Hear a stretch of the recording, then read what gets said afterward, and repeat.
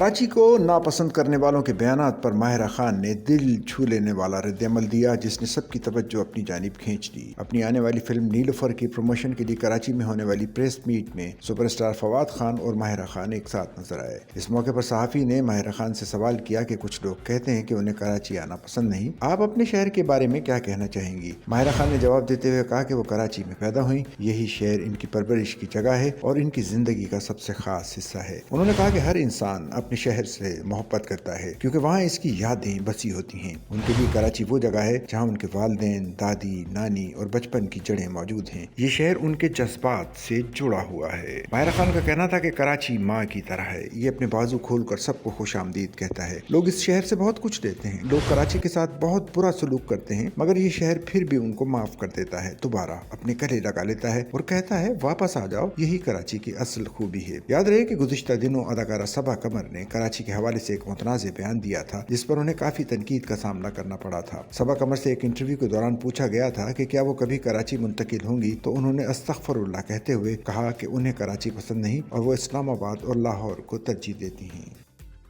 Sachal news network की videos में खुशामदीद। नाजरीन, वीडियो से मुतालिक अपनी कीमती राय का इजहार कमेंट बॉक्स में ज़रूर करें और चैनल को सब्सक्राइब करें।